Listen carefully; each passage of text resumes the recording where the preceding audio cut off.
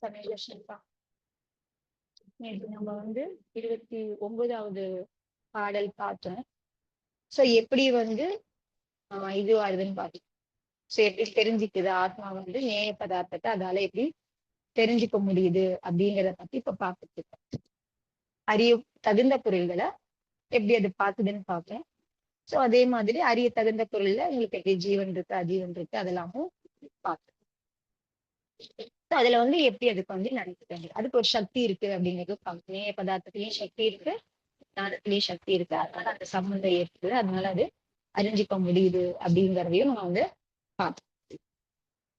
இங்க பார்த்தோம்னு சொன்னா அறிஞ்சுக்கிறவங்க யாரு பாத்தீங்கன்னா உங்களுக்கு எல்லாமே ஒன்னாதான் இருக்கு, கரெக்டா ஒண்ணுதான் இருக்கு.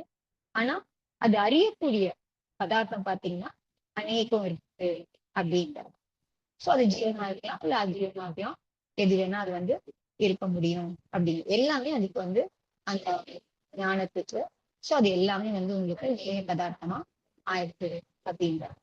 சோ அது அந்த ஞானத்துக்கான விஷயம், ஆத்மனுடைய ஞானத்துக்கான விஷயமா ஆயிடுது.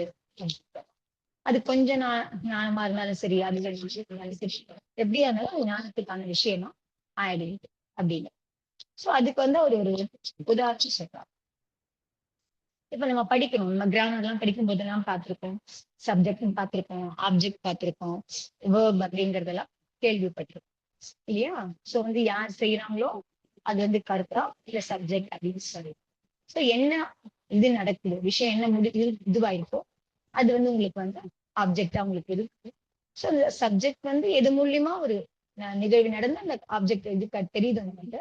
சோ அது அது வேர்ப் அப்படிங்கிறது நம்ம சொல்லும். சோ இதுக்கு நடுவில் அந்த கிரியை நடக்குது, தெரிஞ்சுக்கிறதுக்கான கிரின்னு சொல்லலாம். இல்ல இங்க தெரியறது மட்டும் பத்தி பேசுறோம், மத்த எல்லா விஷயத்தையும் எதுவா இருந்தாலுமே செய்யப்படும், எது மூலியமா செய்யறோமோ எது செய்யப்படுதோ. சோ யார் செய்யறாங்க கர்த்தாவாயிடுறாங்க, என்ன செய்யப்படுது அது ஆப்ஜெக்ட் ஆயிடுது. சோ எந்த கிரியை மூலமா அது நடக்குது அப்படின்னா அந்த கிரியை உங்களுக்கு வேர்பா ஆயிடுது அப்படிங்கிறது. சோ இங்க பாத்தீங்க அப்படின்னு சொன்னா எது அறிதலுக்கு தகுதி உடையதா இருக்குன்னு பார்த்தோம் அப்படின்னு சொன்னா அது சப்ஜெக்ட். ஏன்னா அறிதல் பற்றி தான் நம்ம பேசுறோம். சோ அப்ப அது யார் அறியறாங்க, அறியக்கூடியதா எது இருக்குன்னு பாக்கணும்னா ஆத்மா இருக்கோ. அதனால ஆத்மா நீங்க இப்ப சப்ஜெக்ட் வச்சுக்கலாம் அப்படின்னு. சோ எல்லாம் பண்றது எல்லாமே யாரால பண்ண முடியும், சப்ஜெக்டால தான் பண்ண முடியும். சோ ஆத்மால தான் எல்லாம் பண்ண முடியும் அப்படிங்கிறத. இப்ப ஆத்மா நம்ம என்ன சொன்னோம் நேற்று படிக்கிறதுனா, ஆத்மா ஞானமயமா ஆயிடுச்சு அப்படின்னு சொல்லும். ஞானமயமா மட்டும் இல்லாம அதுக்கப்புறம் அது கூடவே அந்நிய வடிவமாவும் இருக்கு அப்படிங்கிறதையும் பார்ப்போம். சோ இப்ப ஆத்மா என்ன பண்ணுது உங்களுக்கு பாத்தீங்கன்னா அறிதலையும் செய்து, அதுக்கப்புறம் இன்னும் கொஞ்சம் விஷயங்களையும் ஆத்மா இந்த மற்ற விஷயங்களையும் கொஞ்சம் செய்யுது அப்படின்னு. சோ கர்த்தாவுக்கு ஒரு வேலை மட்டும்தான் இல்லை, சோ நிறைய விஷயம் அதால செய்ய முடியுது அப்படிங்கிற போது அதுதான் கர்த்தாவுக்கான விசேஷமா இருக்கு அப்படிங்கிறதா. சோ பல விதமான சோ கர்த்தா பாத்தீங்கன்னா சப்ஜெக்ட் பல விதமான கிரியைகளை செய்ய முடியும் செய்யும். சோ அப்ப அதே மாதிரி நிறைய உருவாக்குது கர்மங்கள், அதாவது ஆப்ஜெக்ட்ஸ் நிறைய இது உருவாக்குது அப்படிங்கிறத. சோ ஆனா அது பாத்தீங்கன்னா கர்த்தா ஒண்ணு ஒரே சப்ஜெக்ட் தான் இருக்கு, நிறைய ஆப்ஜெக்டை உருவாக்குது, நிறைய கிரியைகளை அது செய்யுது அப்படிங்கிற. சோ ஆத்மா கர்த்தா அப்படிங்கிற போது அதுக்கிட்ட என்ன இருக்கு உங்களுக்கு அநேக குணம் இருக்கு அப்படின்னு. சோ அந்த குணங்கள் தான் என்ன ஆகுதுன்னா ஆத்மா கிட்ட அநேக குணம் இருக்கு. அந்த குணங்கள் பாத்தீங்கன்னா அந்த குணம் யாருக்காகன்னு பாத்தீங்கன்னா ஆத்மாவுக்காக கிரியைக்கான வேலைய செய்யும். சோ ஆத்மா என்ன இருக்கு, அநேக குணம் இருக்கு. அந்த அநேக குணங்கள் ஆத்மாவுக்காக சப்ஜெக்டுக்காக என்ன நிறைய கிரியைகளை அதுக்கு என்ன பண்ண முடியுமோ, அது எல்லா கிரியையும் எல்லாம் பண்ணும் அப்படிங்கிற மாதிரி எல்லாம் கிடையாது. ஒரு ஒரு குணம் அதுக்கான அந்த குணத்தினால அந்த கிரியை தான் பண்ண முடியும். என்ன குணம் இருக்கோ அந்த குணத்துக்குடைய என்ன கிரியை இருக்கோ அது ஆத்மாவுக்காக பண்ணுது அப்படிங்கிறதான். சோ அந்த குணங்கள் ஆத்மாவுக்கான கிரியைக்கான வேலைய செய்யுது அப்படிங்கிறதான். இப்ப ஆத்மாவில் நம்ம ரொம்ப ஹைலைட் பண்றது எது, ஞான குணம் தான். சோ அப்ப அந்த ஞான குணம் என்ன பண்ணும், அறிதலுக்கான வேலைய அது செய்யுது அப்படிங்கிறத. அதே மாதிரி இன்னொரு முக்கியமான குணமா நம்ம எதை பத்தி பேசுறோம், தர்ஷன குணம் பார்த்து. சோ இப்ப பார்த்தாலும் நம்ம என்ன சொல்லுவோம், ஆத்மாவுடைய சுபாவம் பார்த்தல் அறிதல் நம்ம நெற்றி போட்டு சொல்லிட்டு இருக்கோம். அதனால தர்ஷன குணமும் பாத்தீங்க அப்படின்னு சொன்னா உங்களுக்கு வந்து பாக்குறதுக்கான அந்த கிரியைய அந்த குணம் பரிணமிக்கும். அந்த குணம் பார்க்கிற கிரியை செய்யற மாதிரி ஆத்மாவுக்காக பரிணமம் செய்யும். அப்பதான் ஆத்மாவுக்கு வந்து அது தெரியறதுக்கான அந்த கிரியை நடக்குது. இது மூலியமா அந்த கிரியை நடக்குது. ஆனா யார் பண்றாங்க கர்த்தா யாருன்னு பார்த்தோம் அப்படின்னு சொன்னா ஆத்மாதான். சோ ஆத்மாதான் பண்ணது, ஆத்மா செய்யுது. ஆனா எது மூலியமா செய்யுது? குணம் இருக்கு இல்லையா, அதுக்குன்னு இருக்கிற குணம் மூலியமா அந்த குணத்தை பரிணமிக்க வைக்குது. அந்த கிரியை நடக்கிறதுக்கு, பாக்குறது அப்படிங்கிற நிகழ்வு நடக்கிறதுக்கு அந்த தர்ஷன குணம் உங்களுக்கு வந்து பரிணமன் ஆகுது ஆத்மாவுல. சோ செய்ய வைக்கிறது யாரு? ஆத்மாதான் உங்களுக்கு. அதே மாதிரி சுககுணம் வந்து பாத்தீங்கன்னா சுக வடிவமா அந்த ஆத்மாவுக்கு வந்து ஒரு அனுபவம் வந்து ஏற்படுது இல்லையா, செய்ய வைக்குது இல்லையா, அந்த வேலையை சுககுணம் செய்யுது அப்படின்னு சொல்றாங்க. சோ இது எல்லாமே கிரியை வடிவுல அந்த குணங்கள் தான் அவங்களுக்கு வந்து பரிணமிக்குது. அந்தந்த குணங்கள் என்ன மாதிரி அதுக்கு வரணுமோ, அது என்ன விரும்புதோ, அறிய விரும்புதா, பார்க்க விரும்புதா, என்ன பண்ண விரும்புதோ, அது எதை பண்ணணும்னு நினைக்குதோ, அப்ப அந்த சப்ஜெக்ட் வந்து அந்த குணம் மூலியமா அந்த கிரியைய பண்ண வைக்குது. அறிதல் வேலையாகட்டும், இந்த பாக்குற வேலையாகட்டும், எல்லாத்தையும் அதுதான் பண்ண வைக்குது. அந்த குணங்கள் மூலியமா பரிணமிக்கிறது மூலியமா அது வந்து பண்ணுது அப்படிங்கிறதா. இங்க கர்த்தா ஒண்ணுதான் இருக்கு, குணம் வந்து அநேகம் இருக்கு, கிரியைகளும் அநேகமா இருக்கு அப்படிங்கிறதா. சோ அதனால வந்து எந்த பதார்த்தத்தை வந்து அது வந்து பார்க்குதோ அறியுது, எது வந்து ஆத்மாவால அறியப்படுது, எது ஆத்மாவால பார்க்கப்படுது, சோ அது வந்து என்னவாயிடுதுன்னா அது வந்து அந்த ஆத்மாவுக்கான ஆப்ஜெக்டா ஆயிடுது. சோ சப்ஜெக்ட் வந்து ஆத்மா. சோ அது பார்க்கறது செய்யறதுல அந்த குணம் மூலியமா அந்த கிரியை நடக்குது. சோ அது verb. சோ அதுக்கப்புறம் எதை பார்க்குதோ, எதை அறிஞ்சிக்குதோ, அது வந்து உங்களுக்கு என்னவாயிடுது? ஆப்ஜெக்டா ஆயிடுது அப்படிங்கலாம். அதனால வந்து இப்ப வந்து அவர் மகராஜ் சொல்றாரு, நான் வந்து உங்களை பார்த்தேன், நீங்க யாருன்னு தெரிஞ்சுக்கிறேன் அப்படிங்கிற பொழுது அப்போ வந்து என்ன ஆயிடுது? நான் வந்து அதாவது மகராஜ் சொல்றேன். சோ மகராஜ் வந்து அவர் வந்து சப்ஜெக்ட் ஆயிடுறாரு. ஆப்ஜெக்ட் யார் ஆயிடும்? யார அறியறோமோ, யார பாக்குறோமோ, யார பாக்குறாங்களோ அவங்க வந்து ஆப்ஜெக்டா ஆயிடுறாங்க அப்படிங்கறதான்.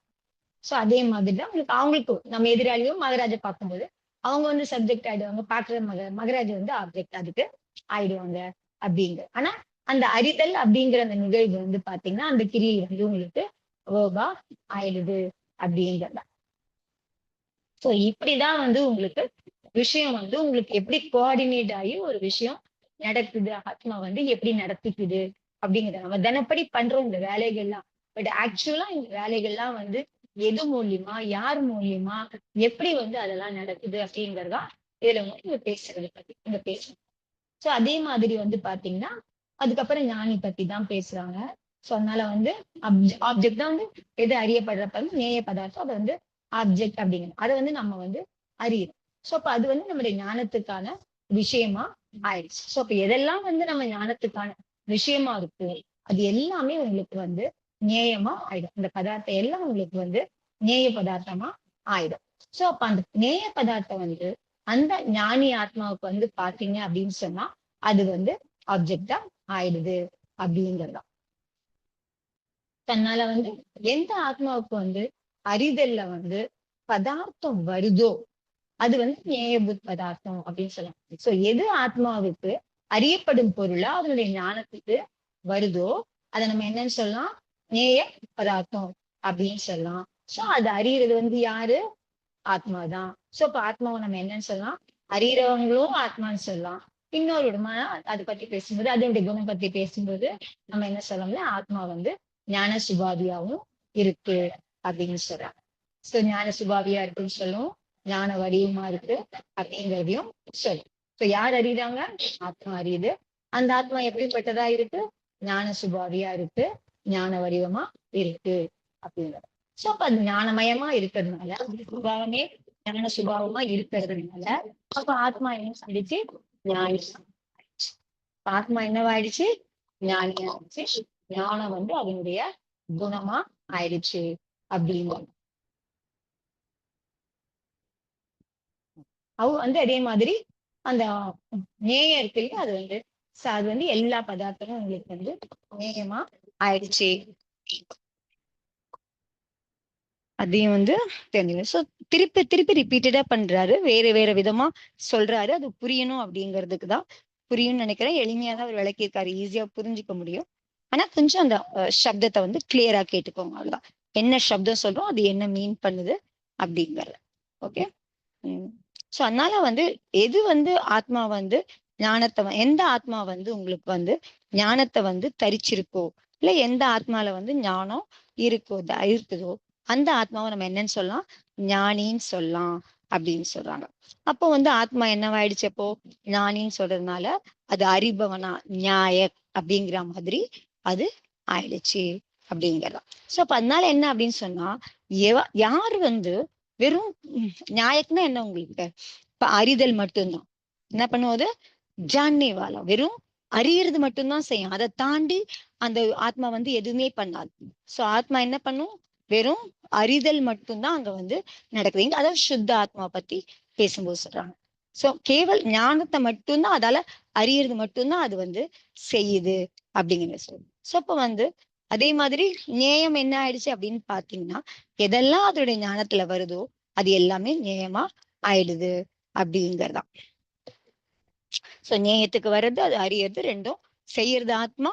அது எது அறியுதோ அது வந்து உங்களுக்கு ஆப்ஜெக்டா ஆயிடுது. சோ அப்படிப்பட்ட ஆத்மா வந்து வெறும் அறிதல் மட்டும் செய்யற ஆத்மா, ஞானத்தை தரிச்சிருக்க ஆத்மா வந்து நம்ம என்னன்னு சொல்றோம், ஞானி அப்படின்னு சொல்றோம். ஆனா இது நடக்கிறது, சோ அறியறவங்களுக்கும் அது அறியப்படுற பொருளும் எப்படி அது ரெண்டுத்துக்கும் தெரியுது. சோ இது அறியறதுக்கு முயற்சி பண்ணும்போது அது எப்படி அந்த பொருள் அதால அறிய முடியுது அப்படிங்கிற பொழுது, இது ரெண்டுத்துக்கும் தெரிஞ்சுக்கிற சப்ஜெக்டுக்கும் தெரிஞ்சுக்கிற அந்த ஆப்ஜெக்டுக்கும் நடுவுல எப்படி வந்து அந்த மாதிரி தெரிய முடியுது, அறிய முடியுது அப்படின்னு பார்த்தோம் அப்படின்னு சொன்னா, என்ன இது மூலியமா அதுக்கு பண்ணிக்க முடியுது அப்படின்னு பார்த்தோம்னா, எப்படி அதுக்கு பண்ண முடியுதுன்னா, ரெண்டுக்குமே ஒரு சக்தி இருக்கு அப்படின்னு சொல்றாங்க. எதுக்கு, ஞானத்துக்கும் ஒரு சக்தி இருக்கு, அறியப்படுற பொருள் நேயத்துக்கும் ஒரு சக்தி இருக்கு.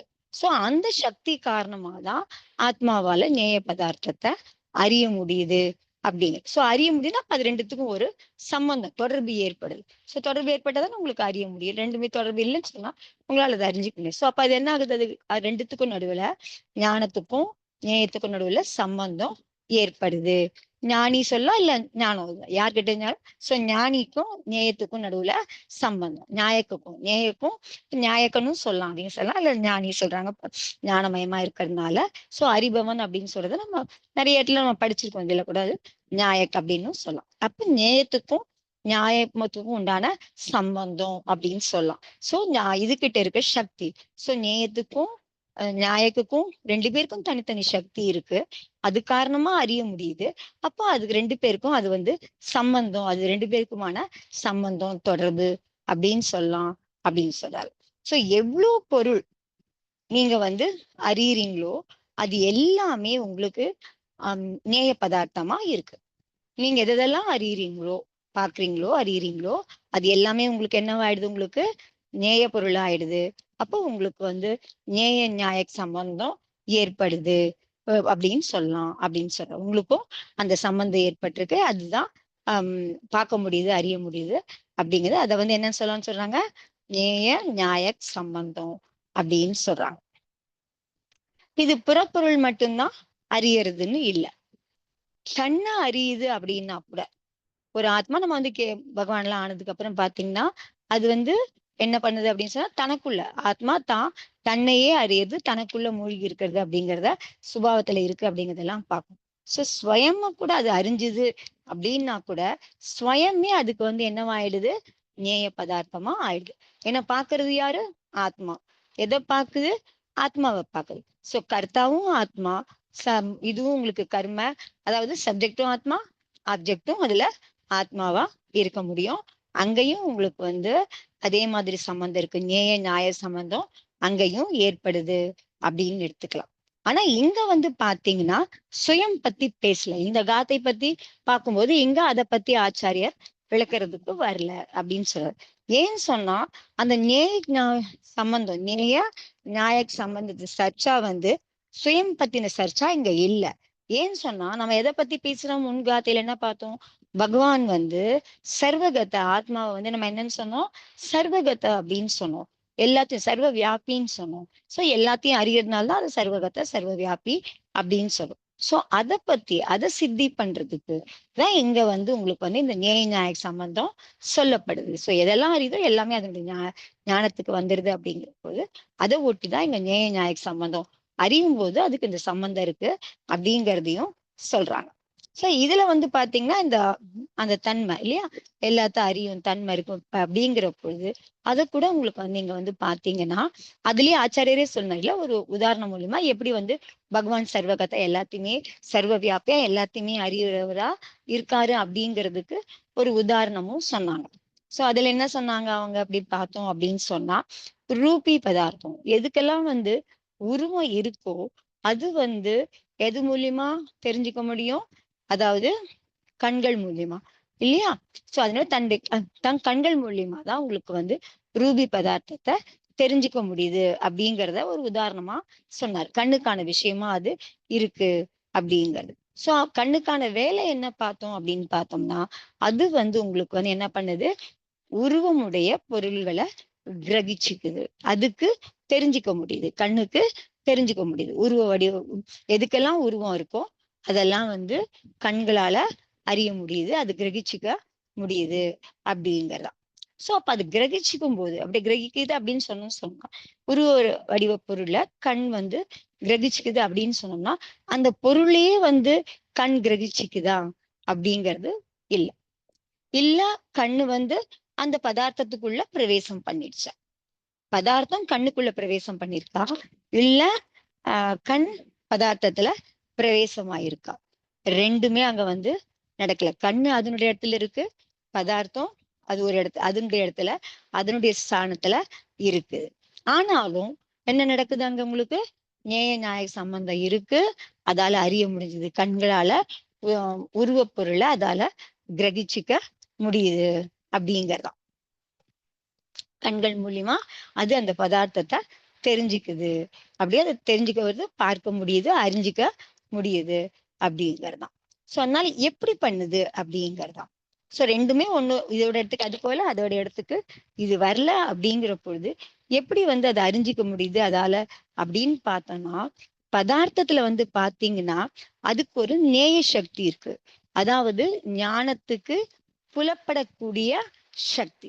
நேய பதார்த்தத்துக்கு என்ன சக்தி இருக்கு, தன்னை புலப்படுத்திக்கிறது.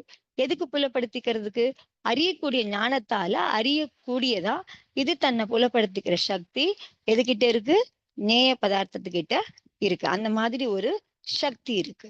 அப்போ அந்த சக்தி அதே மாதிரிதான் உங்களுக்கு வந்து ஞானத்துக்கும் அதே மாதிரி ஒரு சக்தி இருக்கு. சோ அது வந்து பாத்தீங்கன்னா ஞானத்தால அறிய முடிஞ்சதா அது வந்து உங்களுக்கு நடக்குது அப்படிங்கறது. சோ ஞானத்துல வந்து பதார்த்தத்தை கிரகிச்சுக்கிற சக்தி இருக்கு, பதார்த்தத்துல வந்து ஞானத்துக்கு இது ஆக முடியும், அதுக்கு ஞானத்துக்கு விஷயமா அதால ஆக முடியும், அதால அறிஞ்சிக்கக்கூடிய இதுவா அது இருக்க முடியும். நேய பதார்த்தமா இருக்கக்கூடிய சக்தி அது கிட்ட விஷயமா இருக்க சக்தி அதுக்கு வந்து இருக்க முடியும் அப்படிங்கறதான். அதுலயும் வந்து பாத்தீங்கன்னா அந்த வடிவம் வந்து பாத்தீங்கன்னா எந்த பதார்த்தத்துக்காக வடிவமா இருந்தது அப்படின்னா கூட அது கூட வந்து பாத்தீங்கன்னா கொஞ்சம் புத்திசாலியானதா சாதுரியமானதா தான் இருக்குது. எப்படின்னு பார்த்தோம்னா அது கண்ணுக்கு மட்டும்தான் அந்த விஷயத்த வந்து பண்ண முடியுமே தவிர, கண்ணுக்கான விஷயமாதான் அந்த ரூபி பதார்த்தம் ரூபத்தை வந்து அதால கண்ணுக்கான விஷயமா மட்டும்தான் பண்ண முடியுமே தவிர, அந்த வடிவம் வந்து ரூபம் வந்து காதுக்கான விஷயமா இல்ல மத்த இந்திரியத்துக்கான விஷயமாவோ அது செய்ய முடியாது அதால. சோ கண்ணுக்கான விஷயமா மட்டும்தான் அந்த விஷயம் இருக்க முடியும் அப்படிங்கிற பொழுது, சோ ஒரு பொருளுமே அதே மாதிரிதான், ஒரு குணமுமே அந்த மாதிரிதான் உங்களுக்கு அதுக்கான விஷயமா தான் அது இருக்க முடியுமே தவிர. சோ அப்ப அது எவ்வளவு இதுவா இருக்குன்னு பாருங்க, ஒரு குழப்பமும் கிடையாது. சோ எல்லாம் கிளியரா வந்து கண்ணுனா இதுதான் பார்க்க முடியும், சோ கண்ணுக்கான விஷயமா வடிவம் தான் இருக்க முடியும், சோ காதுக்கான விஷயம்னா வேற இருக்கணும், ஸ்பரிசத்துக்கான விஷயம்னா வேற இருக்கணும். சோ அது பாத்தீங்கன்னா அதுக்கான விஷயம் மட்டுமே, நேய பதார்த்தம் அதுக்கான விஷயமா இருக்கிறதுக்கான சாதுரியமும் சக்தியும் அதுகிட்ட இருக்கு அப்படிங்கறதான். சோ அதனால வந்து கண் வந்து பாத்தீங்கன்னா வெறும் வடிவ பொருள் உருவத்தை மட்டும்தான் அதால கேப்சர் பண்ண முடியும், அதை கிரகிச்சுக்க முடியுமே தவிர சப்தத்தை கண்ணால வந்து கிரகிக்கலாம் முடியாது. அதே மாதிரி சப்தத்தால வந்து சப்தத்தை வந்து எதால பிடிக்க முடியும்? காதால தான் சப்தத்தை பிடிக்க முடியும். காதால உருவத்தெல்லாம் கிரகிச்சிக்க முடியாது அப்படிங்கறதுதான். சோ அந்த மாதிரி எல்லாமே அதது விஷயத்தை தான் அதுங்களால கிரகிச்சுக்க முடியும், செய்ய வைக்கும். கிரகிச்சுக்கிறதுக்கா செய்ய வைக்கிறதுக்கும், ஞானம் கிரகிச்சுக்கிறதுக்கான அதுக்கு தகுந்ததா இது வந்து ஒரு ஒரு விஷயத்தை தான் அதால பண்ண முடியும் அப்படிங்கிறது. சோ அது பண்ணும் பொழுதுதான், பண்ண வைக்கும் போது அதால இது தன்னை ஞானத்தால அறியக்கூடியதா தன்னை வந்து இது பண்ணுது இல்லையா? சோ அதுதான் வந்து உங்களுக்கு என்ன ஆகுது, அங்க வந்து ஒரு சம்பந்தம் ஏற்படுது அப்படிங்கிறது. சோ இந்த சக்தியை வந்து என்ன சொல்றாரு மகராஜன் பாத்தீங்கன்னா, அது அதனுடைய ரொம்ப பெரிய சாமர்த்தியம் தான் அது அப்படின்னு சொல்றாரு.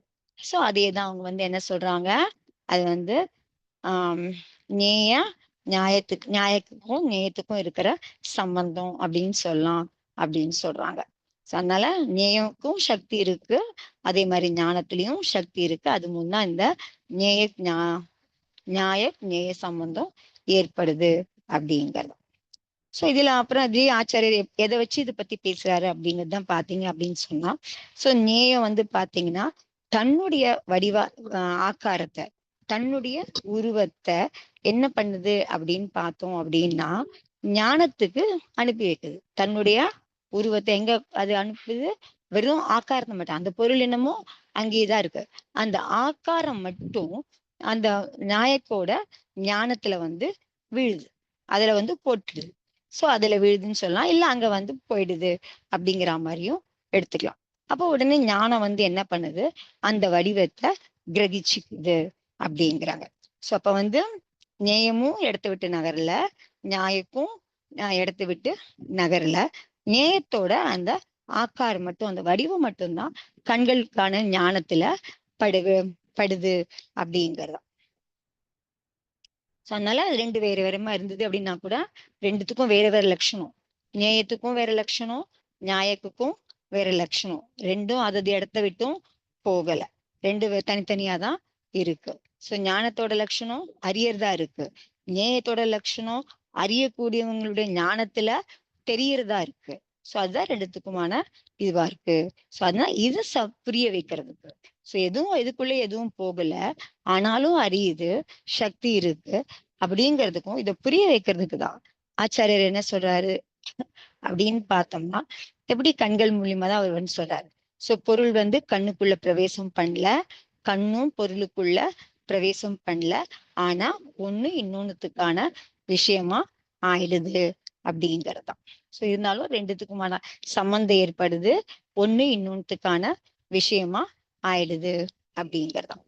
ஆனா போகாட்டி கூட இதால வந்து எப்படி வந்து இதால அறிய முடியுது அப்படின்னா, அது ஞானம் வந்து அந்த சர்வகத்தமா இருக்கிறதுனால அதனுடைய ஞானத்துல வந்து இந்த விஷயம் படுது, அதுக்கப்புறம் அதால அறிய முடியுது அப்படின்னு சொல்றாங்க. சோ அதனால அதையும் வந்து ஞாபகத்துல வச்சுக்கணும். சோ அதனால இரண்டுமே, ஞானமாகட்டும் இல்ல நேயமாகட்டும் இல்ல நியாயக்காகட்டும், எல்லாரும் அவங்கவுங்க வேலைய அவங்கவுங்க இடத்துல இருந்து அவங்கவுங்க வேலைய செய்யறாங்க அப்படிங்கிறது. சோ இது ஞானத்துக்கும் நேயத்துக்குமான சம்பந்தமா இருக்கு அப்படிங்கிறது. எப்படி வந்து ஆஹ் ரூபம் வந்து அதான் கண்ணுக்கான விஷயமா இருக்கோ, அதே மாதிரி அதுல இருந்து நம்ம வந்து புரிஞ்சுக்கலாம். சோ அந்த கண்ணுக்கான விஷயமா இருக்கிறதுல கூட பாத்தீங்க அப்படின்னு சொன்னா, சோ அந்த மாதிரி பகவானுக்கு கூட வந்து பாத்தீங்கன்னா அந்த மாதிரி ஞானம் அவ்வளோ, ஏன்னா முழு ஞானமா இருக்கு அவருக்கு, முழு ஞானம் அவருக்கு வந்து பிரகடம் ஆயிடுச்சு. சோ நம்மளுடைய கண்ணை உதாரணமா எடுத்துக்கிட்டோம் அப்படின்னு பார்த்தோம்னா, நம்மளுடைய கண்ணுல கூட வந்து பாத்தீங்கன்னா, சோ அந்த வட்ட விழிக்குள்ள நமக்கு வந்து ஒரு சின்ன பாயிண்ட் இருக்கு இல்லையா, எதுல வந்து அந்த அந்த உருவம் வந்து பிரதிபலிக்குதோ அப்பதான் நம்ம கண்ணுக்கு வந்து அது வந்து அந்த உருவம் அப்படி இருக்கு அப்படிங்கறத நம்மளால அறிஞ்சுக்க முடியுது. சோ அதுல வந்து ஒரு ஊசி மாதிரி கண்ணுக்கு மத்தியத்துல அந்த இதுக்குள்ள உங்களுக்கு வந்து என்னவா இருக்கு, உங்களுக்கு அந்த ஒரு ஊசி மாதிரி ஒரு பாயிண்ட் இருக்கு. சோ எவ்வளவு விஷயம் நம்ம பார்க்கிறோமோ அது எல்லாமே அது வந்து எது மூலியமா நடக்குது, அந்த கண்ல இருக்கிற அந்த ஒரு புள்ளி மூலியமா தான் கண்ணால வந்து எல்லாத்தையும் அறிஞ்சிக்க முடியுது அப்படிங்கறதுதான். சோ எவ்வளவு பெரிய ஆகாசத்தை பாக்குறோம், உலகத்தை பாக்குறோம், எவ்வளவு விஷயத்த பாக்குறோம், எல்லாமே எது மூலியமா, அந்த கண்ல மையத்துல இருக்கிற அந்த ஒரு புள்ளி மூலியமா நம்ம வந்து லென்ஸ்ன்னு எல்லாம் சொல்றோம்ல. சோ அது மூலியமா தான் அது வந்து நமக்கு அறிஞ்சு அந்த அந்த புள்ளியில வந்து அந்த உருவத்தை அறிதலுக்கான அந்த உருவத்தை கிரகிச்சுக்கிறதுக்கான சக்தி அந்த புள்ளியில இருக்கு.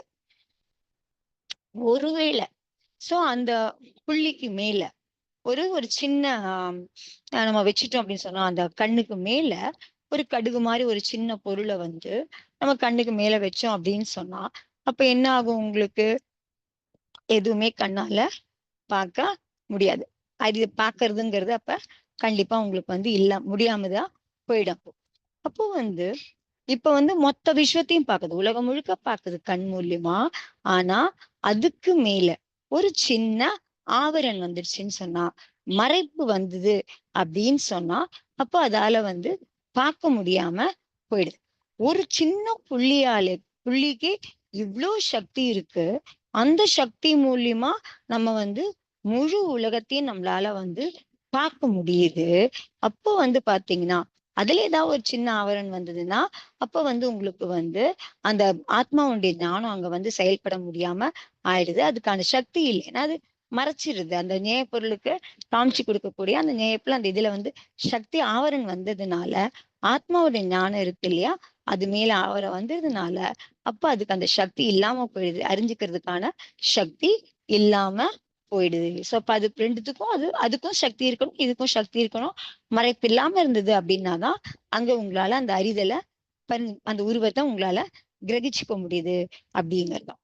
அப்போ வந்து ஒரு சின்ன புள்ளி, கண்ணுல இருக்கிற சின்ன புள்ளி மூலியமா உங்களால வந்து உலகத்தையே பார்க்க முடியுது அப்படிங்கிற போது அசங்கியாத பிரதேசம், ஆத்மா எவ்வளவு பிரதேசம் இருக்கு, அசங்கியாத பிரதேசத்துல வந்து ஆத்மாவுடைய ஞானம் வந்து பரவி இருக்கு அப்படின்னு சொன்னா அப்ப அது பரவி இருக்கு, அதனுடைய முழு சக்தியுமே வந்து வெளிப்பட்டிருக்கு அப்படிங்கிற பொழுது அது வந்து 3 உலகத்தையும் அறியும் அப்படின்னு சொன்னோம்னா அதுல என்ன ஆச்சரியமான விஷயமா இருக்க முடியும் உங்களுக்கு? ஒரு கண்ணு இத்தினோண்டு கண்ணு இவ்வளோண்டு இது ஒரு சின்ன புள்ளி உங்களுக்கு எல்லாத்தையும் அறிய முடியுது அப்படின்னு சொன்னா உங்களுக்கு வந்து நமக்கு வந்து ஞானமும் பிரகடனமும் பூராவும் பிரகடனமால் ஏதோ சைவ சம ஞானம் தான் நமக்கு இருக்கு நமக்கு. சோ இத்தினோண்டு ஞானம் வச்சுக்கிட்டு இத்தினோண்டு புள்ளிய வச்சுக்கிட்டு நம்மளால உலகத்தை பார்க்க முடியுது அப்படின்னா வானத்தை பார்க்கிறோம், இங்க பார்க்கிறோம், அங்க பார்க்கிறோம், எல்லாத்தையும் பார்க்கிறோம், உலகத்தையே பார்க்கிறோம் அப்படிங்கிற பொழுது ஞானம் முழுக்க பிரகடனம் ஆயிடுச்சு, வெளிப்பட்டுடுச்சு. அசங்கியாத பிரதேசமும் ஞானமயமா இருக்கு அப்படிங்கிற போது எந்த ஆத்மாவுக்கு இருக்கோ அதால வந்து விஸ்வத்தை அறிஞ்சிக்கிறது அப்படிங்கிறது ஒன்றும் பெரிய அதிசயமான விஷயம் இல்ல அப்படிங்கிறத நீங்க நம்பணும். உங்களுக்கு நம்பிக்கை ஏற்படணும். சொல்லலையா கேவலி பகவானுக்கு எப்படி தெரியுதுன்னா அவரால் அவ்வளவு பண்ண முடியுமா, அவர் என்னென்ன பார்ப்பாரு, எப்படி அவருக்கு 3 உலகம்லாம் தெரிய முடியும்னு சொன்ன. ஒரு சின்ன புள்ளியே இவ்வளவு பார்க்கும்போது மொத்த அசங்கியாத பிரதேச ஆத்மாவில ஞானமயமா இருக்குது அப்படிங்கிற பொழுது அதுக்கு அறிய முடியாம போக முடியுமா என்ன? அதால முடியும் அப்படிங்கிறதா. சோ அதனால நம்பிக்கை வைக்கணும் அப்படிங்கிறதா. அதுதான் அவர் வந்து சொல்றாரு. சோ அதனால வந்து இது வந்து உங்களுக்கு வந்து இப்ப நமக்கு வந்து பாத்தீங்கன்னா அந்த இந்திரியத்தோட சக்தி கூட நமக்கு பூரா வெளிப்படல. அதனால நமக்கு கண்ணுக்கு பாக்குறதுக்கு இவ்வளவு தூரம் தான் பார்க்க முடியும் இல்லையா, அதுக்கு ஒரு லிமிட் இருக்கும். இப்ப நம்ம பஸ் எல்லாம் பாக்குறோம், நம்பர்ஸ் பாக்குறோம், சில பேரால அந்த நம்பர்ஸ் கூட பார்க்க முடியாது. சோ நமக்கு வந்து சில லிமிட்ஸ் இருக்கு, இவ்வளவு தூரம் நம்மளால அறிஞ்சுக்க முடியும், இவ்வளவு இது பார்க்க முடியும் அப்படிங்கறதான். ஆனா அந்த இந்திரியத்துக்கு கூட வந்து பாத்தீங்கன்னா முழுமையான சக்தி, கண்ணு கூட அதனுடைய முழு வீச்சு வரைக்கும் பார்க்கக்கூடிய சக்தி இருந்ததுன்னு சொன்னா அப்ப அதால எவ்வளவு தூரத்துக்கு பார்க்க முடியும். அதுக்கு உதாரணமா பார்த்தோம் அப்படின்னு சொன்னா பரத சக்கரவர்த்திக்கு பாத்தீங்கன்னு சொன்னா அவருடைய கண்ணுக்கான முழு வீச்சு, அந்த கண்ணுக்கான அறிதலுக்கான அந்த முழு சக்தி அவருக்கு பிரகடனமானதுனால்தான் அவர் வந்து தன்னுடைய மாளிகையில மேல நின்னுட்டு இருக்கும் பொழுது அவருக்கு வந்து சூரியனுக்குள்ள இருக்கிற அந்த ஜினபிம்பத்தை, சூரிய விமானத்துக்கு உள்ள இருக்கிற அந்த ஜினபிம்பம் அவருடைய கண்ணுக்கு தெரியுது. சோ அது வந்து கண்ணுக்கான முழு சக்தி, எவ்வளவு தூரம் அதால பார்க்க முடியும் அந்த சக்தி பூர்ணமா யாருக்கு இருந்தது? பரத் சக்கரவர்த்திக்கு இருந்தது. அப்பதான் அவரால் வந்து சூரிய விமானத்துல இருந்த ஜினபிம்பத்தை அவரால பார்க்க முடியுது அப்படிங்கிறதா. சோ அப்போ வந்து எல்லா சக்தியுமே உங்களுக்கு ஆத்மாவில வந்து பூரணமா பிரகடனம் ஆயிடுச்சு. அறியக்கூடிய அந்த ஞானம் முழுமையா பிரகடனம் ஆயிடுச்சு அப்படின்னு சொன்னா, அப்போ அதுல எல்லாமே இருக்கிற அத்தனை நேய பதார்த்தமும் தானே வந்து அந்த ஆஹ் ஞானத்துல தெரிய முடியும் அப்படிங்கிறோம். சோ இதுதான் வந்து ஆச்சாரியர் வந்து இங்க அந்த சர்வகத்தை மூலியமா சொல்லும் பொழுது எப்படி அதால அவரால் பண்ண முடியும் அப்படிங்கிறதுக்கு விளக்கம் சொல்றதுக்காக இந்த காத்தையில அது மூலியமா நமக்கு புரிய வைக்கிறதுக்கான முயற்சிய பண்ணியிருக்காரு அப்படின்னு சொல்லி மகாராஜ் வந்து சொல்றார். சோ அதனாலதான் பகவான் வந்து சர்வகத்தனா எப்படி இருக்க முடியும், எப்படி அவருடைய ஞானத்தால அறிய முடியும் அப்படிங்கிறதுக்கு இந்த கண் உதாரணம் மூலியமா சொல்லியிருக்காரு அப்படிங்கிறதான். சோ அதனால வந்து அவருடைய ஞானத்துல வந்து எல்லா நேய பதார்த்தமும் அவருடைய ஞானத்துக்கான விஷயமா ஆக முடியும். அவ்வளவு ஏன்னா அவருடைய ஞான சக்தி வந்து அது வந்து அந்த ஞான சக்திக்கும் நேய சக்தியும் பாத்தீங்கன்னா அவ்வளவு விசித்திரமானதா இருக்கு அப்படிங்கிறதா. சோ அதுதான் நம்ம என்ன சொல்றோம், நேய நாயக் சம்பந்தம் அப்படின்னு சொல்றோம் அப்படின்னு சொல்றோம். சோ எவ்வளவு விசித்திரமா இருக்கு, அதால எவ்வளவு அறிய முடியுது, எவ்வளவு பண்ண முடியுது அப்படிங்கிறது அவ்வளவு விசித்திரமா அந்த விஷயம் இருக்கு அப்படின்னு சொல்றாரு. அடுத்தது 30வது பாடல். அதுல பார்த்தோம் அப்படின்னு சொன்னா பாடல் முதல்ல பார்த்தலாம். நா பவிட்டோ நா விட்டோ நானி நேயேசு ரூவமிவ சக்கு ஜானதி பஸ்ஸதி நியதம் அக்காதீதோ ஜெகமசேசம் அப்படின்னு சொல்றாங்க. எப்படி வந்து சக்ஷு கண்ணு வடிவத்தை உருவத்தை அது வந்து நேயத்துல பிரவிஷ்டமான அப்பிரவிஷ்டமா அதெல்லாம் பிரவிஷ்டம் ஆகல அப்படின்னாலும் இல்ல, ரெண்டு விதமா சொல்லணும். அதுல வந்து பிரவிஷ்டம் ஆகலன்னு சொல்றது ஒண்ணு, பிரவிஷ்டம் ஆகியிருக்கு அப்படின்னும் அதாவது பிரவிஷ்டம் ஆகல அப்படின்னும் சொல்ல முடியாது. அப்ப ரெண்டு விதமா, ஒண்ணு பிரவிஷ்டம் ஆகல, இன்னொன்னு பிரவிஷ்டம் ஆகலைன்னு சொல்ல முடியாமலும் இருக்கு அப்படிங்கிற மாதிரி ரெண்டு விதமாவும் எடுத்துக்கிட்டு அதால வந்து அறிஞ்சிக்க முடியும். சோ அப்ப கண்ணு வந்து பிரவிஷ்டம் ஆகாமலும் ஒண்ணு, பிரவிஷ்டம் ஆகல அப்படின்னு சொல்ல முடியாது அப்படிங்கிறையும் ஒரு பாயிண்டா ஒரு ஆங்கிள் வச்சுக்க முடியும். அந்த மாதிரி வந்து அது வந்து அறியுது அப்படிங்கறதுதான்.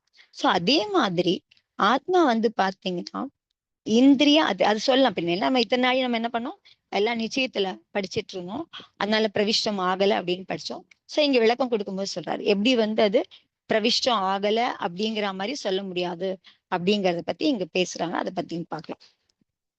ஆத்மா வந்து இந்திரியா அத்தீத்த, சோ இந்திரியத்தை தாண்டி, இந்திரியத்தினுடைய துணை இல்லாம ஆனா கூட அது வந்து என்ன பண்ணுது, உலகம் முழுமையும் சமஸ்த லோகத்தையும் அது வந்து என்ன ஆகுதுன்னா இது அந்த உலகத்துக்குள்ள போகாமலே, நேயத்துல வந்து அது போகாமலே, அந்த பதார்த்தத்துல இது போகாம, ஆத்மா அந்த பதார்த்தத்துக்குள்ள போகாமலே அப்பிரவிஷ்டமா புகாமலே உட்புகாமலே அதுக்கப்புறம் வந்து பாத்தீங்கன்னா திருப்பி அதான் சொல்றாங்க, தத்தா அப்பிரவிஷ்ட நரக்கல். ஒண்ணு போகாம இருக்கிறது, இன்னொன்னு வந்து போகாம இருக்குது அப்படின்னு சொல்ல முடியாது. அப்படிங்கிற ரெண்டு நிலையிலுமே வந்து பாத்தீங்கன்னா நிரந்தரமா வந்து அது பார்த்தல் அறிதலை செய்து அப்படின்னு சொல்றாங்க. அதுதான் இந்த பாடல்ல சொல்றாங்க. ஜானதி பஷ்யதி, ஜானதினா அறிதல், பஷ்யதினா பாக்குறது.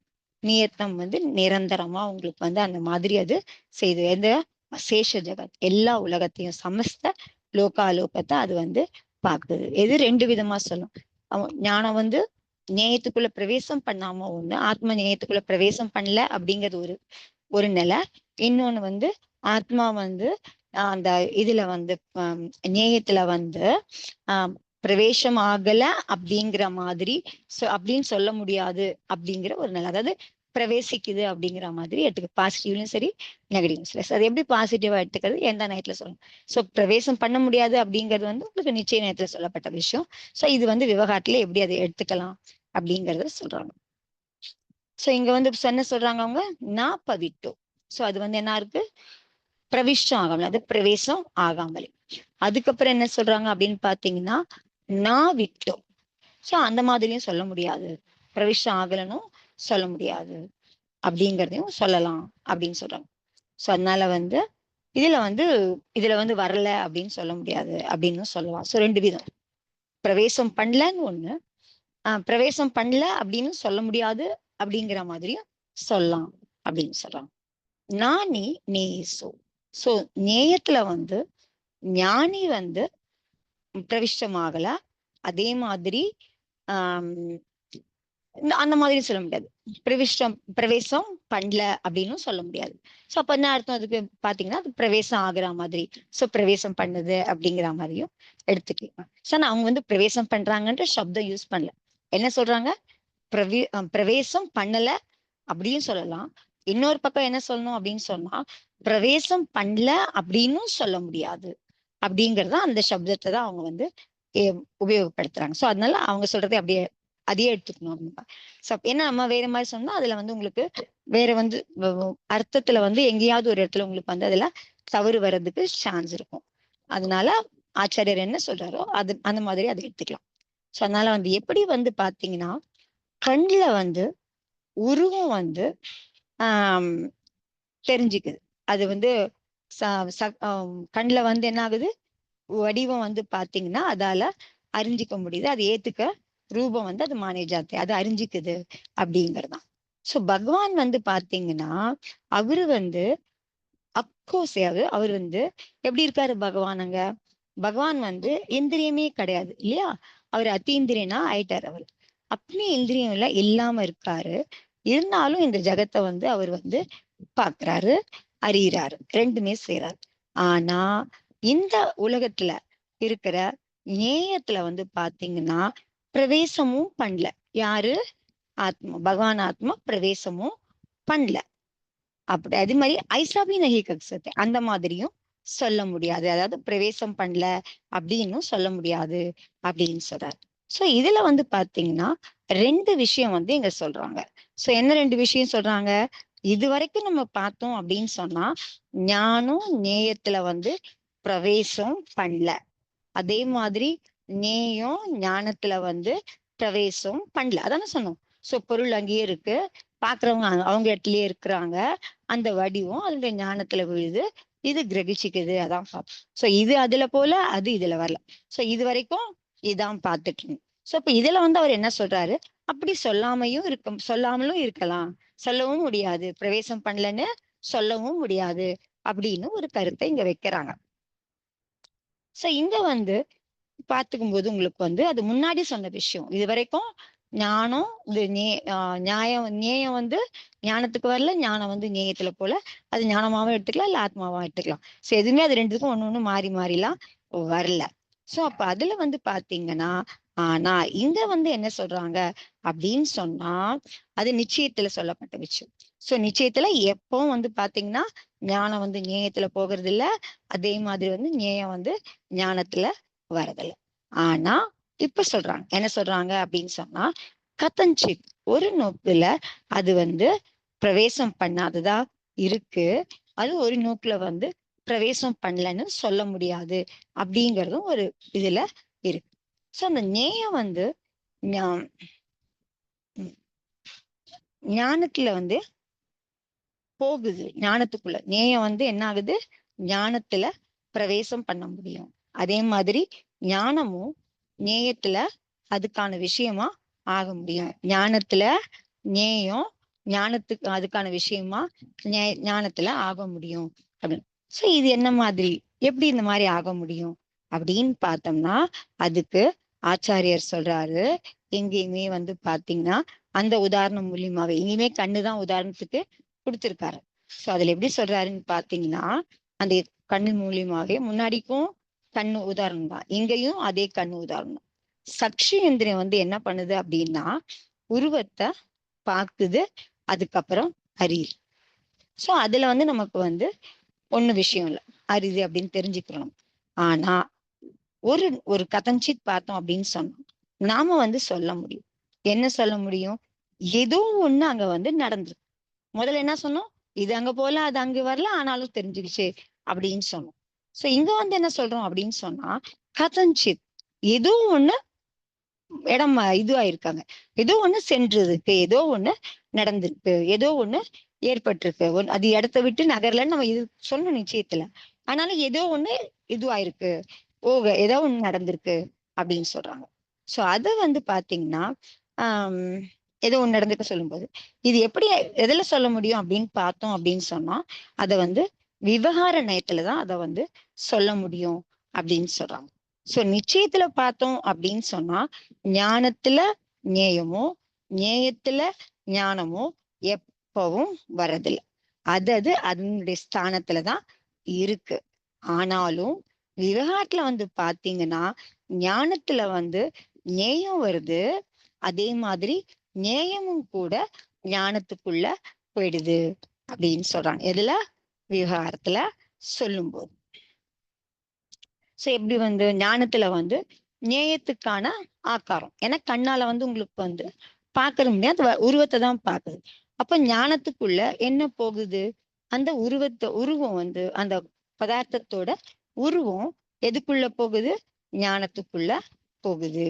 அப்படி நம்ம வந்து எல்லாத்தையும் பார்த்தோம் அப்படின்னு சொன்னா அப்புறம் அதை வந்து அறிஞ்சுக்கிறோம், பாக்குறோம், அதுக்கப்புறம் எல்லாத்தையும் அறிஞ்சுக்கிறோம். சோ இதுக்கு என்ன அர்த்தம் ஆகுது அப்படின்னு சொன்னா, சோ நாம வந்து எதை வந்து அறிஞ்சோமோ பார்த்தோமோ அது வந்து பாத்தீங்க அப்படின்னு சொன்னா உம் அங்க கொஞ்சம் இது பண்ணி போய் ஜாக்கருக்கு சப் குச் தேக்கா ஹை அவர் ஜானா ஹை. சோ நம்ம பார்க்கணும்னு சொன்னா ஒரு தூரம் வரைக்கும் போறோம் இல்லையா? சோ அது ரொம்ப தூரத்துல இருந்தா நமக்கு தெரியாது. உன்னை பார்க்கணும்னு சொன்னா கொஞ்சம் தூரம் வரைக்கும் போறோம், அதுக்கப்புறம் தெரிஞ்சுக்கிறோம், அதுக்கப்புறம் அறிஞ்சுக்கிறோம். ஆனா உண்மையில வந்து பாத்தீங்கன்னா கண்ணு வந்து அதனுடைய இடத்துலதான் இருக்கு, அதே மாதிரி பதார்த்தமும் அதனுடைய இடத்துலதான் இருக்கு. ஆனா நமக்கு என்ன சொல்ல வரோம் அப்படின்னு சொன்னா இந்த எல்லா நேய பதார்த்தமும் தன் நம்ம பாக்குறது அறிதல் அது எல்லாமே பாத்தீங்கன்னா நம்மள மூலியமா, அதாவது நம்ம கண்ணு மூலியமா எல்லாம் பாக்குறோம், அறியறோம், நடந்திருக்கு. அப்ப வந்து இந்த ஸ்திதி வந்து பாத்தீங்கன்னா இது ரெண்டுமே ஞானத்துக்கும் நேயத்துக்கும் இடையில இது நடக்குது.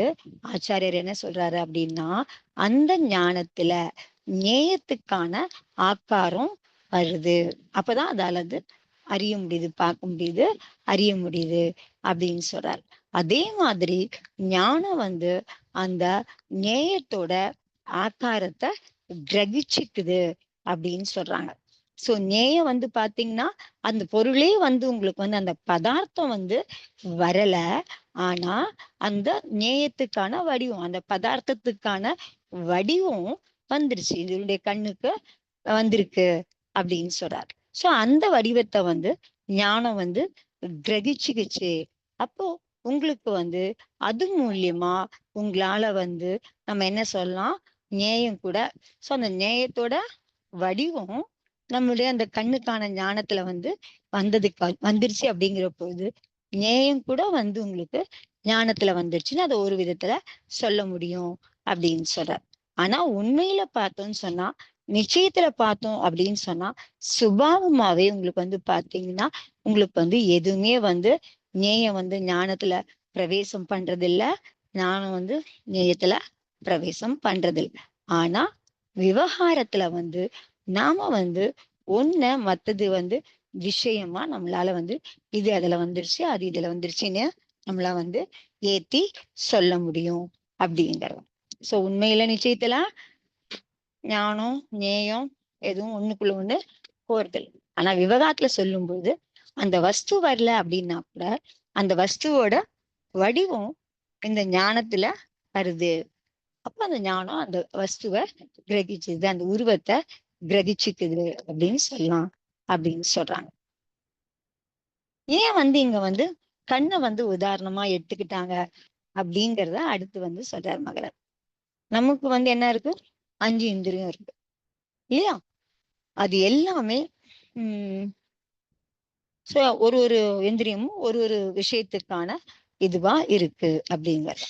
சோ எதுக்கு வந்து வடிவம் வந்து எந்த இந்திரியம் கிரகிச்சுக்குது? அது வந்து கண் மட்டும். அதே மாதிரி எந்த பதார்த்தம் வந்து தொட முடியாம இருக்கிறது, சோ அது வந்து எதால தொட முடிஞ்சு அது விஷயமா ஆக முடியும்னா ஸ்பர்சேந்திரத்துக்கு தான் தொடக்கூடியது விஷயமா ஆக முடியும். அப்போ வந்து அது ஆக்காரமா இருக்கிறது அதுக்கான விஷயமா இருக்கிறது இல்ல, தொடக்கூடியது வந்து கண்ணுக்கான விஷயமா இருக்கிறது இல்ல அப்படிங்கறதுதான். சோ தொடர்ந்துக்குன்னு சொன்னா உங்களுக்கு ஸ்பர்சனேந்திரியத்து மூலியமா தான் அந்த அறிதல் நடக்க முடியும். அதே மாதிரி கா காது மூலியமா சப்தம் தான் விஷயமாக முடியுமே தவிர தொடுதலோ இல்ல உருவமோ அதுக்கு விஷயமா ஆக முடியாது அப்படிங்கறதுதான். சோ சப்தத்தை வந்து தொட முடியல அப்படின்னு சொன்னா அப்ப வந்து உங்களால வந்து அந்த ஸ்பர்சனேந்திரத்துக்கான விஷயமா அது ஆகிறது இல்லை.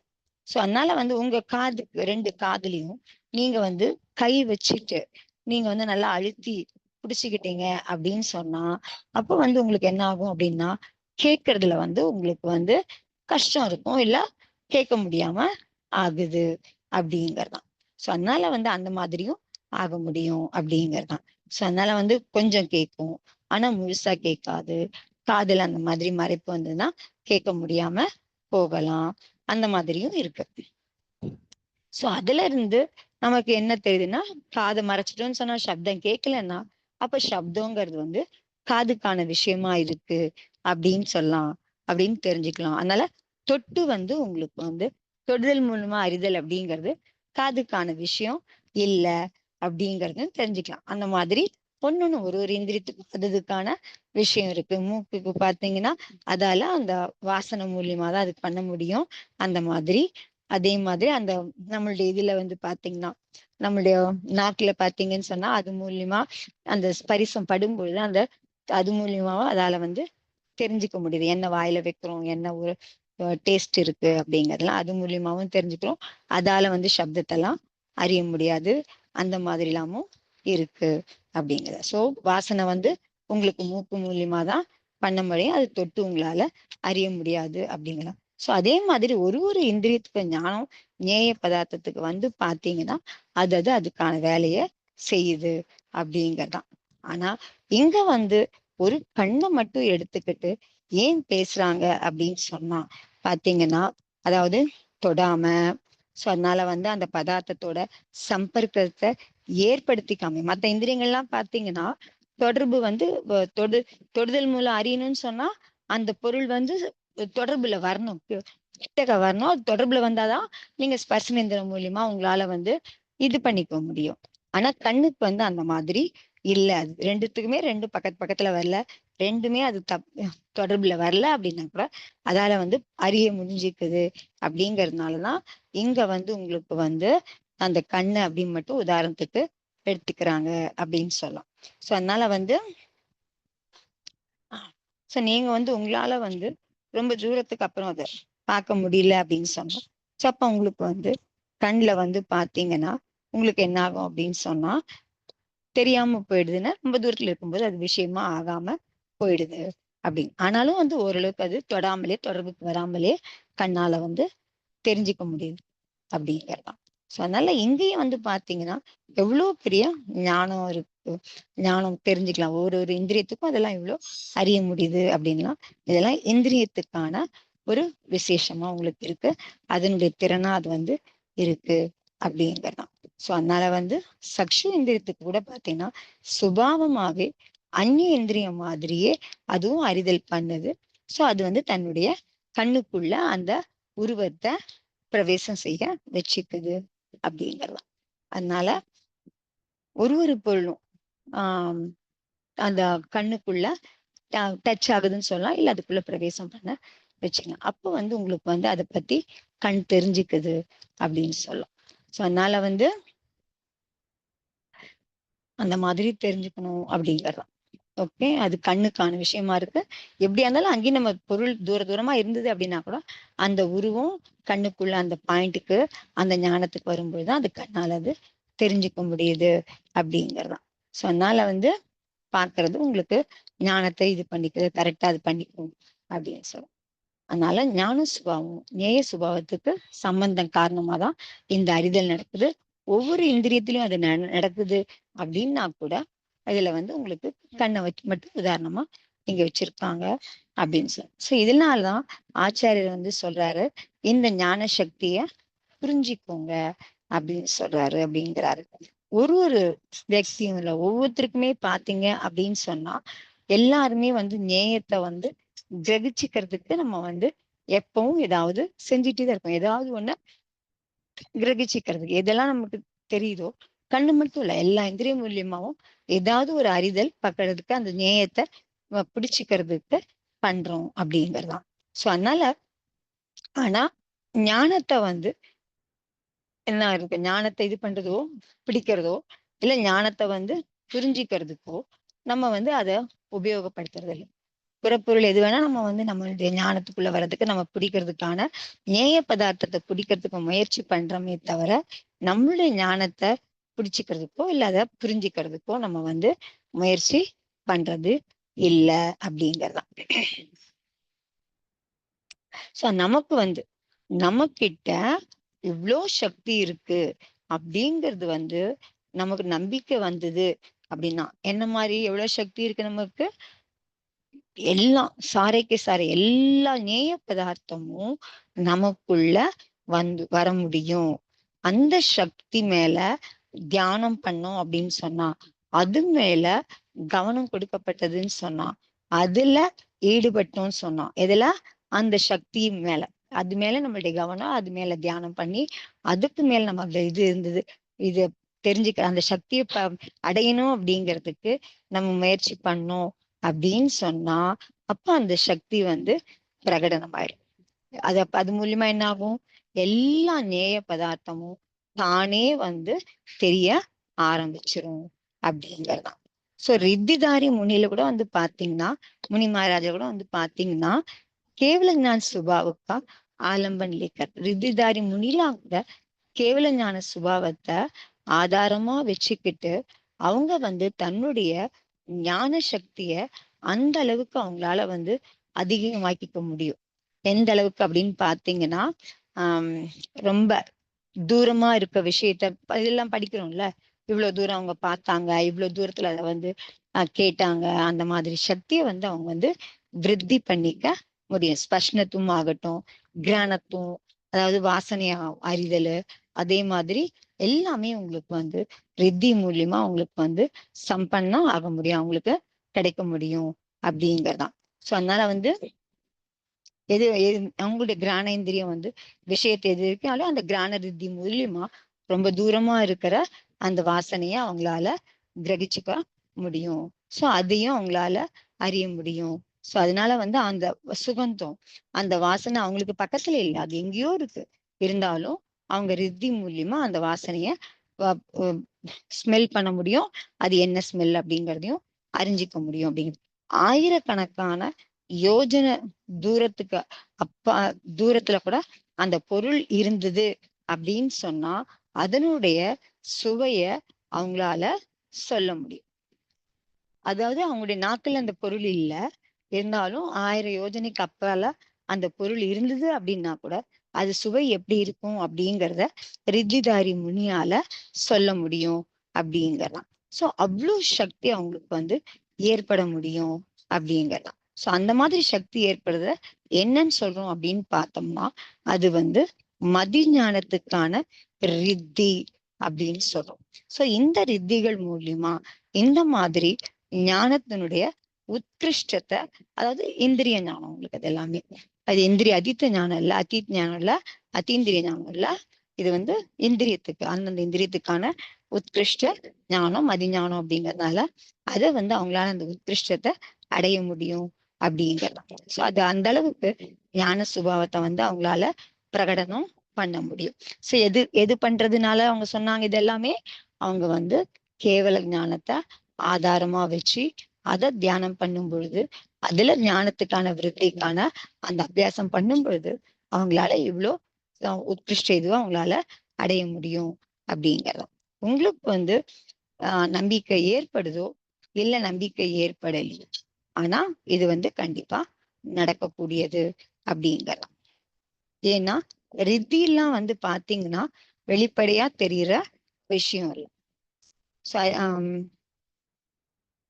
சோ அரிகந்து வந்து பாக்குறதுக்கு முடியாது, ஆனாலும் लेकिन फिर भी अपने अंदर इतना ज्ञान तो हो कि हम थोड़े से ज्ञान से ஸோ அந்த சின்ன நமக்கு ஒரு சின்ன ஞானம் வந்தது அப்படின்னா கூட அந்த சின்ன ஞானம் மூலியமா ஸோ அதனால வந்து நம்ம பெரிய ஞானத்து மேல நாம் நம்பிக்கை வைக்க முடியும். இப்ப பார்க்க முடியல அப்படின்னா கூட ஸோ சின்ன ஞானம் மூலியமா பெரிய ஞானத்துக்கு மேல உங்களுக்கு என்ன வைக்க முடியும்?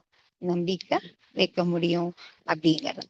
நம்மளுடைய மதி ஞானம் மூலியமா அந்த கேவல ஞானத்தினுடைய சுபாவத்து மேல நம்பிக்கை வைக்க முடியும். சோ இது கேவல ஞானங்கிறது எந்த மாதிரி சுபாவத்தை உடையது அப்படிங்கறது நமக்கு நம்பிக்கை ஏற்பட முடியும். இந்த மாதிரி நம்பிக்கை ஏற்பட்டது அப்படின்னாதான் நமக்கு வந்து பாத்தீங்கன்னா விஷயங்களை வந்து நம்மளால புரிஞ்சிக்க முடியும்.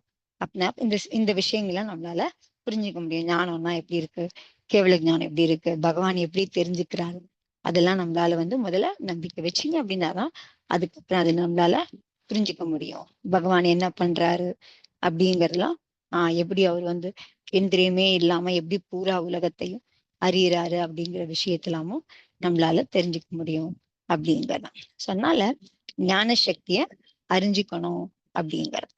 ஸோ ஞான குணம் மூலியமாதான் அறிதலும், தர்ஷன குணம் மூலியமாதான் பார்த்தலும் பகவானுக்கு வந்து ரெண்டும் ஒரே சமயத்துல நடக்குது. பார்த்தல் அறிதல் ரெண்டும் பகவானுக்கு ஒரே சமயத்துல நடக்குது. சத்மஸ்தக்கு பாத்தீங்கன்னா அதாவது கேவல ஞானம் வர்றதுக்கு முன்னாடி இருக்கிற சத்மஸ்த அவஸ்தையில பாத்தீங்கன்னா சத்மஸ்த அவஸ்தையில இருக்கிறவங்களுக்கு அவங்களுக்கு பாத்தீங்க அப்படின்னு சொன்னா பார்க்குதல் அப்படிங்கிற கிரியாவும் முதல்ல என்ன கிரியா நடக்குது? நமக்கு முதல்ல பார்த்தல்ங்கிற கிரியை நடக்குது, அதுக்கப்புறம் அறிதல்ங்கிற கிரியை நடக்குது.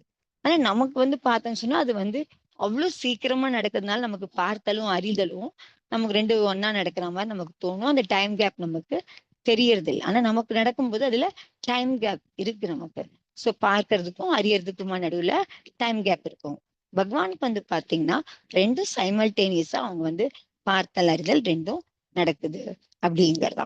ஸோ எந்த பதார்த்தத்தையும் அவர் வந்து கிரமமா அவர் வந்து அறிஞ்சிக்கிறது இல்லை அப்படிங்கிறதுதான். ஸோ அதாவது ஒண்ணுக்கு அடுத்து கிரமமா வரிசையெல்லாம் அறியறது அப்படிங்கிறது கிடையாது. சத் பதார்த்தம் எல்லா பதார்த்தத்தையும் ஏக்சாத் ஒரே நேரத்துல பார்த்தல், ஒரே நேரத்துல அறிதல் அப்படிங்கிற அந்த திறன் அவருக்குள்ள இருக்கு. யாருக்குள்ள? பகவானுக்குள்ள இருக்கு. இந்த ஞானத்தோட சக்தி மேல வந்து எப்போ வந்து நமக்கு வந்து உள்ள இருந்து நமக்கு ஒரு ஃபீல் வருதோ, நம்ம இது ஆமா இப்படிதான் நடக்குது, இது அப்படிதான் அப்படிங்கிற மாதிரி விசுவாசம் ஏற்படுது அப்படின்னு சொன்னா அப்ப நமக்குள்ளயும் அந்த மாதிரி சக்தி இருக்கு. அப்ப நம்மளும் அந்த மாதிரி பிராக்டிஸ் பண்ணா அந்த சக்தியை அடைய முடியும் அப்படிங்கிற மாதிரி பாவம் வந்தது அப்படின்னு சொன்னா அதெல்லாம் இது பண்ணணும்னு சொன்னா நம்மளால வந்து இது பண்ணிக்க முடியும், அந்த மாதிரி முயற்சியில முன்னேற முடியும் அப்படிங்கறதான். அதனால ஞான சக்திக்கு வந்து எப்பவுமே வந்து எவ்வளவு தெரிஞ்சுக்க முடியுது, எவ்வளவு இது பண்ணோம். அப்ப ஞான சக்தியை வந்து அனுபவத்துல கொண்டு வர்றதுக்கு நம்ம வந்து முயற்சி பண்ணணும் அப்படிங்கறதான். இந்த ஞான சக்தியை வந்து தொடர்றதுக்கான முயற்சியை பண்ணும். இந்த ஞான சக்தியை வந்து திருப்பி நம்மளுடைய மனசுக்கான விஷயமா வச்சுக்கிட்டு திருப்பி சிந்தனை பண்ணோம். ஞானத்துக்கு இவ்வளவு சக்தி இருக்கு அப்படிங்கிறத. சோ நேயத்துக்கு வந்து பாத்தீங்கன்னா முடிவே கிடையாது. அவ்வளவு பதார்த்தம் இருக்காது, முடிவே கிடையாது. சோ அதனால வந்து உலகத்துல வந்து பாத்தீங்கன்னா எவ்வளவுதான் நீங்க வந்து இன்னொரு பொருளை அறிஞ்சீங்க அப்படின்னு சொன்னாலும் சோ அதை விட இன்னும் ஞானி இருப்பாங்க, இன்னும் உங்களை விட அதிகமா அறியறவங்களும் இருப்பாங்க. அதனால வந்து நேயத்துக்கு வந்து உங்களுக்கு வந்து முடிவே கிடையாது அப்படிங்கிற. சோ எவ்வளவுதான் உங்களுக்கு வந்து தெரிஞ்சது நாலேஜ் இருக்கு அப்படின்னு சொன்னாலும் அது வந்து புஸ்தகம் மூலியமா நீங்க வந்து எல்லாம் அறிஞ்சிருக்கீங்க அப்படின்னு சொன்னாலும் எங்க சொல்றது என்ன அப்படின்னு பாத்தீங்கன்னா எவ்வளவுதான் நீங்க அறிஞ்சிருந்தாலும் அது என்ன ஆகும் அப்படின்னு சொன்னா அப்ப என்ன ஆகும் நீங்க அப்படின்னா வெறும் புஸ்தகம் மூலியமா நீங்க இதெல்லாம் தெரிஞ்சுக்க நீங்க முயற்சி பண்ணும்போது எல்லாத்தையும் தெரிஞ்சுக்க முயற்சி பண்ணும்போது நீங்க என்ன ஆயிடுவீங்க? பைத்தியமா தான் ஆவீங்க. அதனால வந்து வெறும் வந்து புற விஷயத்துல நேயத்தை அறிஞ்சிக்கிறதுக்கான முயற்சியை பண்றதை விட இது நல்லா முக்கியமா கவனிக்கணும். நம்ம என்ன பண்றோம்? இதை தெரிஞ்சுக்கணும் அதை தெரிஞ்சுக்கணும்னு சொல்லி நேயத்து மேல கவனம் வைக்கிறோம், நேயத்தை அறிஞ்சிக்கிறதுக்கான முயற்சி பண்றோம். உலகத்துல நேயத்துக்கு முடிவே கிடையாது அப்படிங்கிற பொழுது சோ நீங்க நேயத்தை அறிஞ்சுக்கிறதுக்கான முயற்சி வச்சு நிறைய தெரிஞ்சுக்கிறதுக்கு புஸ்தகம் மூலியமா தெரிஞ்சுக்கிறதுக்கு எல்லாம் முயற்சி பண்ணீங்கன்னா நீங்க என்ன ஆயிடுவீங்க, பைத்தியமா தான் நிறைய விஷயம் தெரிஞ்சுக்க நீ இது பண்ணும்போது. ஆனா நம்மளுடைய ஞான சக்திய அதிகமாக்குறதுக்கு சோ அதனால வெளியில அதிகமா தெரிஞ்சுக்கிறதுக்கான முயற்சியை விட்டுட்டு நம்மளுடைய ஞான சக்தியை அதிகமாக்குறதுக்கு முயற்சி பண்ணணும்.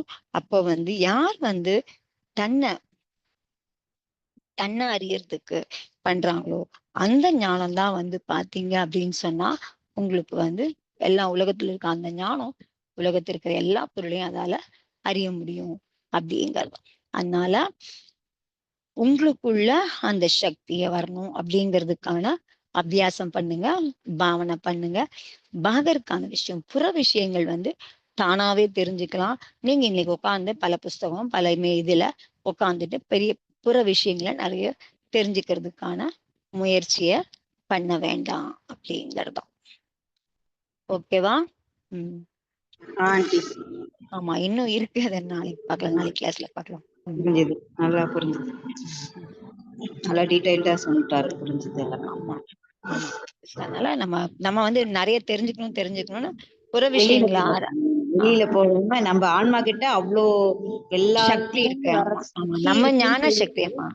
அதனால நம்பிக்கை வச்சு அதை தியானம் பண்ண ஆட்டோமேட்டிக்கா நம்மளுக்கு அந்த சக்தி வந்துரும். உலகத்துல இருக்க பொருள் எல்லாம் அந்த ஞானத்துக்கு வந்துரும். நீங்க அதை தேடின்னு போய் எல்லாம் தெரிஞ்சுக்கணும்னு அவசியம் இல்லை. அதை தேடின்னு போய் தெரிஞ்சுக்க முயற்சி பண்ணீங்கன்னா நீங்க பைத்தியமா தான் ஆகணும் அப்படின்ட்டாரு, பாகலாதான் ஆகணும் அப்படின்ட்டாரு. நிறைய நீங்க வெளியில அதிகமா முயற்சி பண்ண நீங்க என்ன ஆயிடுவீங்க, பைத்தியமா தான் ஆகணும், பாகலாதான் ஆகணும் அப்படிங்கிறது. அதனால புற விஷயத்தை அறிஞ்சுக்கிறது போல நம்மள அறியறதுக்கும் நம்ம ஞான சக்தி அதிகமாக்குறதுக்குமா அபியாசம் பண்ணணும் அப்படிங்கறதுதான். ஏன்னா அது எப்படி அபியாசம் பண்ணணும்னா ஞானத்துக்கு இவ்வளவு சக்தி இருக்குன்றத திருப்பி தியானம் பண்ணும்போது அந்த சக்தியை பத்தி நிறைய யோசிக்கும் போது நம்மளால நம்ம ஞான சக்தியை அதிகப்படுத்திக்கலாம் அப்படிங்கறதுதான். அது இல்லாம இந்திரிய மூலியமா நம்ம அதை அறிஞ்சிக்கணும்னு பாக்குறப்ப நம்மளுக்கு அதுல ராக துவேஷமும் வருது இல்ல, அதுல நமக்கு வருது இல்ல. அதுக்குதான் அவர் வெளியில பாத்தீங்கன்னா உங்களுக்கு ராகத்வேஷம் வரும். ஞானத்தை பார்க்கும்போது உங்களை பார்க்க ஆரம்பிச்சுனேன். ஆன்மா டைரக்டோட பாக்குறது இல்ல, உங்க ஞானத்தை கூட நீங்க உங்க ஆத்மாவை அறிஞ்சுக்கிறதுக்கு பண்ணீங்கன்னா உங்களுக்கு ராகத்வேஷம் எல்லாம் வராது. உங்க ஞானத்து மூலியமா நீங்க வெளிப்பொருளை அறிஞ்சுக்கணும்னு முயற்சி பண்ணாதான் உங்களுக்கு ராகத்வேஷம். அதுதான் அவர் சொல்ற, வெளியில பாக்குறத விட்டுட்டு உள்ள பார்க்க ஆரம்பிங்க அப்படின்னு சொல்ற. உங்க ஞானத்தை அதிகமாக்கிங்க, ஆத்மாவை அறியறதுக்கு முயற்சி பண்ணுங்க அப்படின்னு சொல்றாரு. எப்படி உள்வாங்கிக்கிறதுக்கு எல்லாருக்கும் எப்படி இருக்குன்னு தெரியல, ஹெவியா இருக்கா.